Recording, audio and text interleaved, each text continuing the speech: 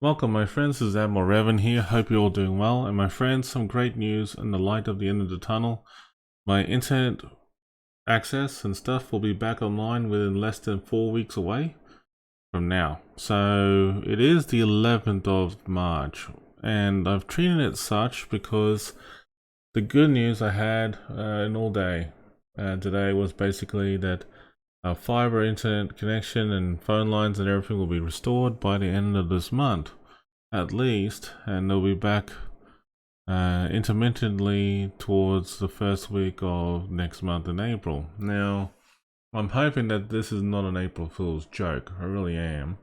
But in all seriousness, though, I'm looking forward to it, and it's a great thing. And you know what? I think it's a good start in the right direction. So, well, here we go. And time to have fun and talk about some interesting announcements. Now, this is the final week, as you know, for the Tier 10 warships with the power containers. Now, if you haven't got it yet, go get it now.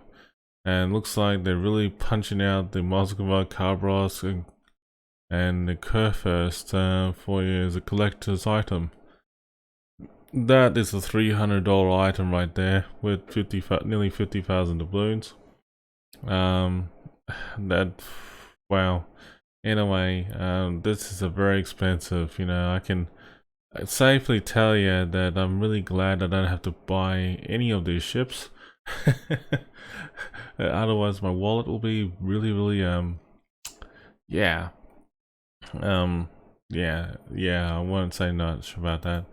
But definitely the firepower containers, folks, are worthwhile getting. And pretty much, if you really want to take a good gamble, get at least 6 of them and try your luck, because you might be able to get at least 1 or 2 tier 10 ships out of the bundle. One of my friends was very lucky to get at least 2 at random, and some people were just able to get at least 1, but they got a ton of XP, flags and resources out of it too. So you know what, it's not bad. It's not bad. So these containers, they do contain any of these ships that's listed here. The Maximilian was a tier 10 German aircraft carrier. The Napoli, which is an Italian cruiser. Hayate is a Japanese destroyer. American cruiser called Salem. Very nice one, actually. French destroyer Marseille. Very good destroyer. Yoshino is very nice for a tier 10 Japanese cruiser. Then you got the Russian cruiser Moskva. Love the Moskva. Good for tanking, but definitely a good radar ship all around. Then also you have the Grosser Kurfürst and the Karbros. You can't forget those. The coal rewards and the free XP are very nice to have, or Elite Commander XP, and the in-game credits are worthwhile as well. But as I said, you can get some decent flags as well out of this bundle. Now, as we are approaching to new patch, which is 11.2, there's a lot of things that's coming up in 11.2 that I can openly discuss about.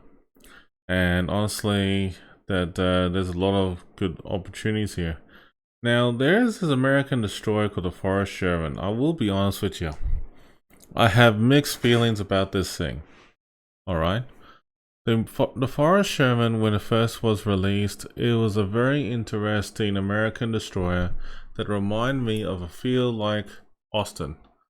But honestly, even though it has sap shells and decent HE spamming ability, this ship has a weird torpedo angle design for the torps it has, and also the maneuverability in this thing is not too bad, but it's not the greatest. One of these things is that I've been looking at this very carefully, but everything in here with the random bundles and stuff, you can actually get something out of it from the armory, which I can show you here. You can obtain those items for free. and just continue on. Rinse and repeat. As you can see, that the tier 10 ships, you can actually obtain them through the chance here in game if you have it, and it ends in 4 days, less than 5 days at least.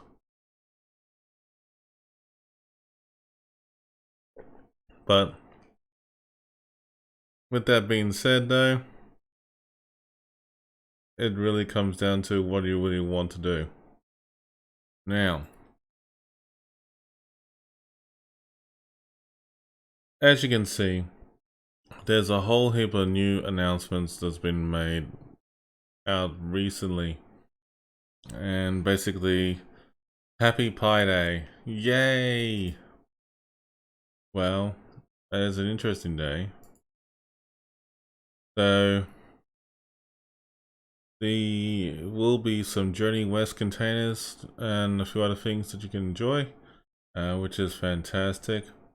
Definitely go ahead and enjoy the camouflages that's available, and as well as unlock your lovely container. Make sure you read the article so you can unlock it and enjoy the Operation Narai, one of the best tier 7 operations in history. I love it to this day, still do.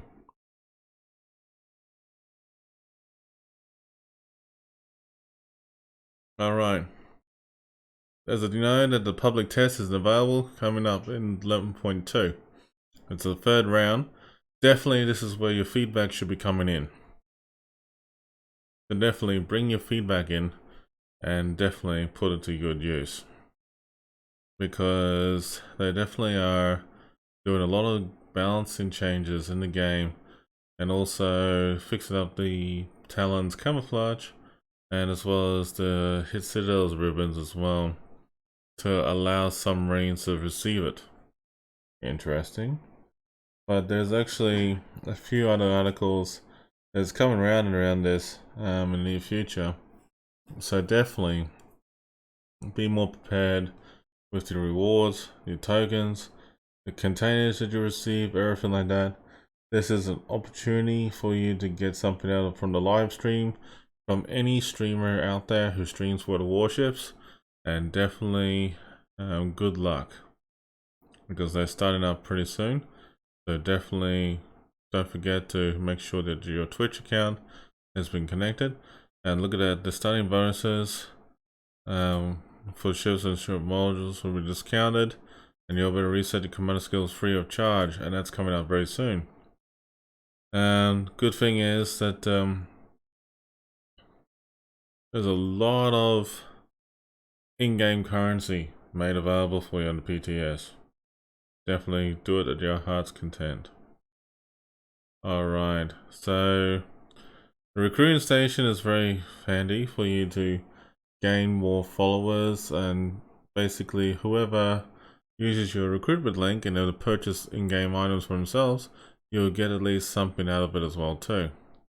So you'll be entitled to win a prize as well, so definitely go check that out and make sure you're in. Alright,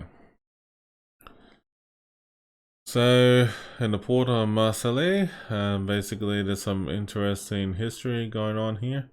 Definitely go check it out, because it's actually pretty handy, and it's all, you know, good to have old history. There's a Marseille in the port itself in game, and that's it on the map. Not bad. But let the fun begin.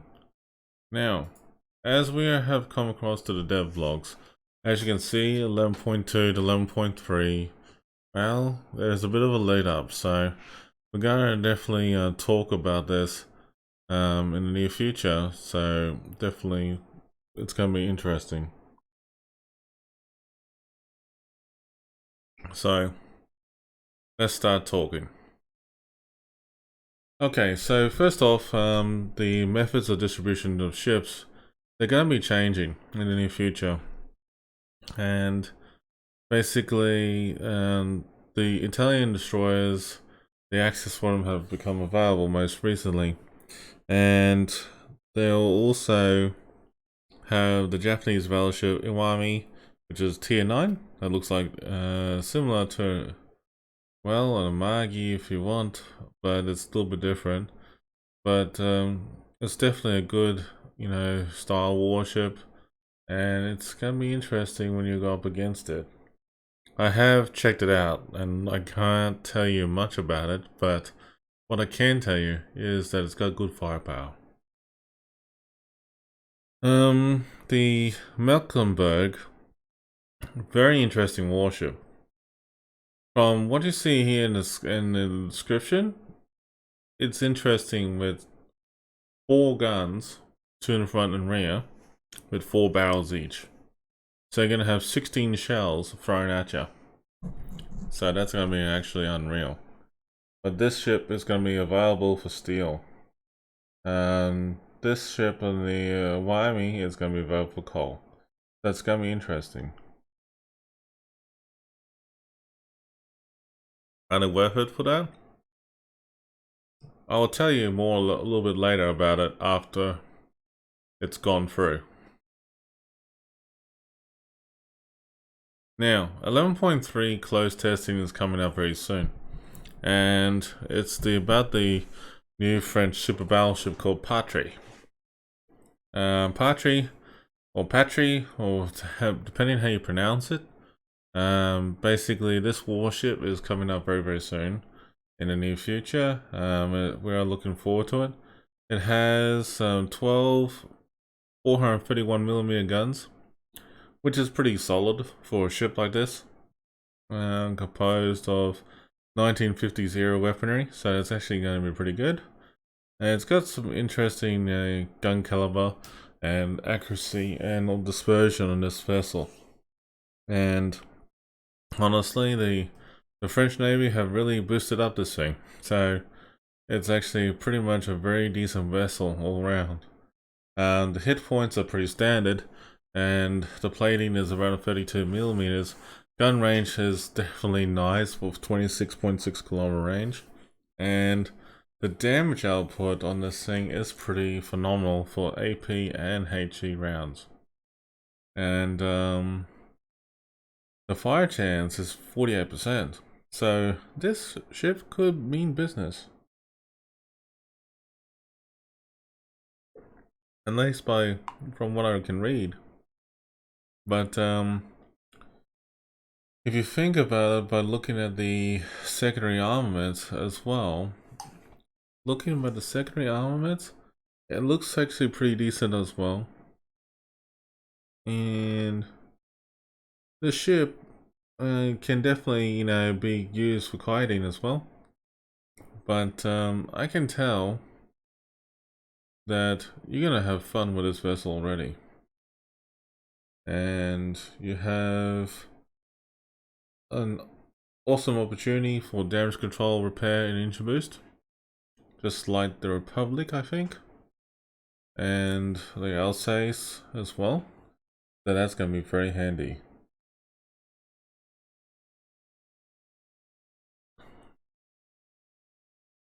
21 knots for the maximum speed, but with engine boost will be interesting as well.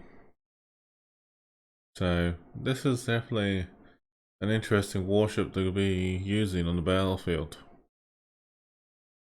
Alright, so 11.2 has been really focused on changes to the submarines, the carrier Hornet, and the Atlantico, and the Maya, and a few other things to do with Italian warships as well, and the destroyers. But they're mainly focused on improving the battery reload time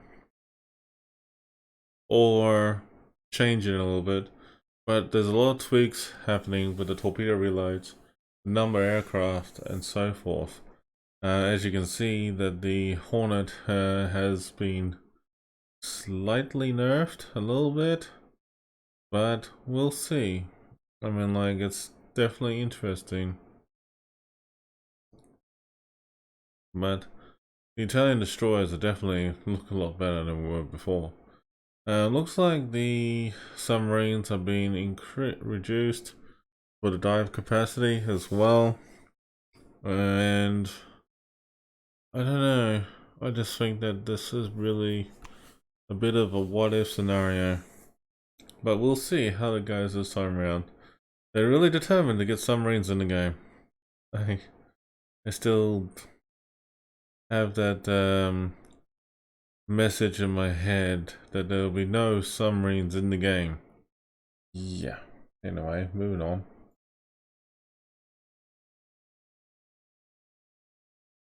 Okay. So, aircraft detection mechanics. This is interesting.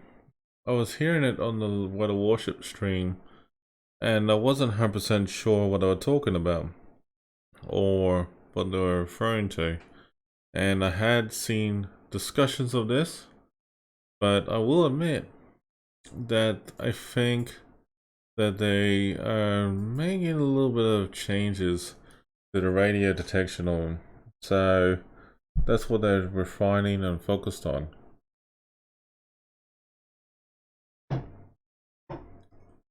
So just by reading this, it looks like they're trying to improve how aircraft detect ships, but at the same time how they remain undetected as well too. But it is in the testing phase. So the allied aircraft can fire, can be deployed as fighters. It's sort of like a new mechanic they're working for that. But I'm just curious to see how that goes. I really am. It is interesting, but we'll see. The concept of being tested. Two main tasks associated with detection. Aircraft carriers will still be gathered information about enemy movements, and the concentration of fire on the target to detect will be slower. Yeah, it'll be interesting. It'll be a bit of an interesting way. It looks like they're trying to improve the gameplay style aircraft mechanics for detection of ships. I wonder how that works. I'll wait this out and see how this goes, but I don't have enough information to go by for this. All this information will be updated, no doubt. Definitely worthwhile a read for now.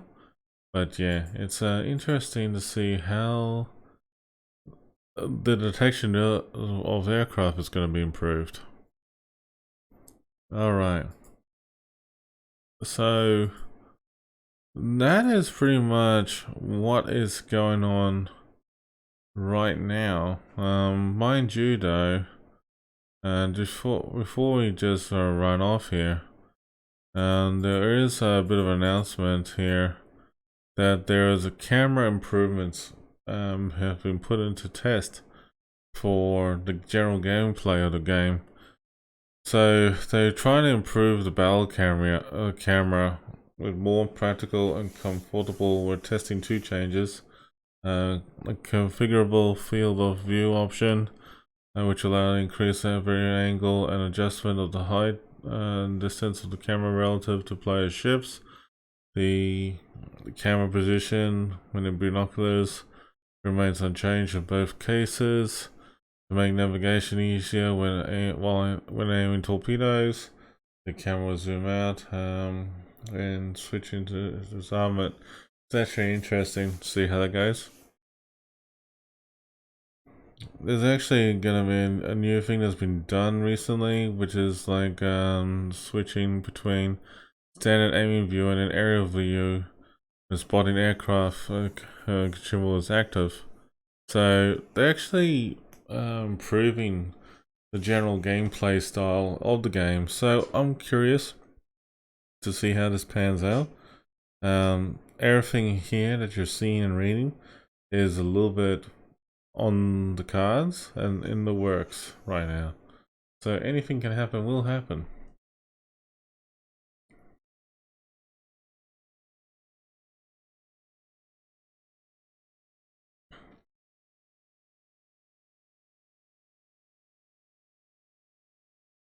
But yeah, it's interesting to see how they improve all the mechanics of these ships and stuff like that as well. So they are still tweaking the Hornet, the Atlantico, the Maya, and also the French destroyers.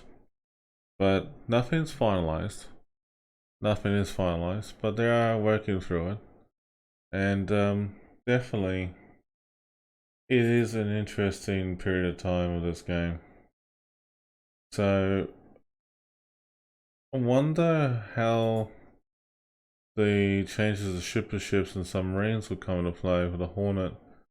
But, you know, like, just by looking at it, it looks like they're just tweaking it a fair bit.